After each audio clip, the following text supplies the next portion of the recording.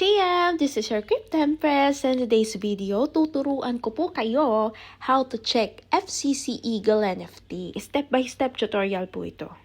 So, ang gamit po natin ay OKX Wallet. Open nyo lang po yan. Yan ang display. At syempre, pupunta po tayo dito sa NFT buttons. Dito nyo makikita ang mga nabili na NFT Eagles nyo. So, hindi pa po sila nakastake. So, pupunta po tayo sa nft.fccstaking.com.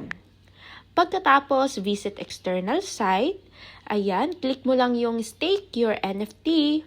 At dito lalabas ang iyong mga NFT Eagles. Dito yan magdi-display. So, kapag withdraw, ibig sabihin, kumikita na po yun. So, bibigyan ko po kayo ng sample.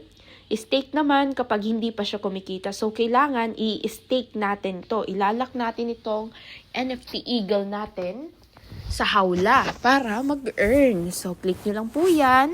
At syempre, i-stake po natin lahat ng may stake button dito. So, ganun lang po yung process ulit.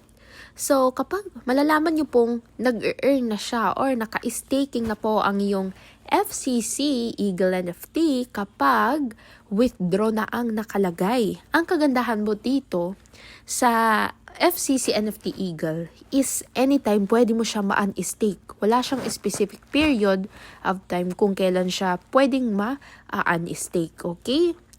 So, ayan, bukod sa hindi mo na kailangan pakainin, hindi mo na kailangan paliguan, diba? Kumikita na siya araw-araw. So, napakaganda nito para sa mga kids, sa mga bagets out there. Pwede nyo silang bilhan dito para ma-open na sila, ma-expose na sila sa mga crypto NFTs. So, ayan, withdraw ang nakalagay dahil nakalock na po siya at nag-earn na po, nag-generate na po yan agad ng coins. Imagine, FCC coins yung natatanggap mo. FCC coins yung iniitlog nila. So, doon natin makikita yung yung earnings sa my claimable rewards. Itong current balance, dito kasi nakikita yung mga na-harvest mo din sa lock na coins mo, okay? So, ito naman po sa claimable rewards, dyan po mag-generate yung mga earnings nyo sa Eagle NFT. So, yun lang po, napakadali.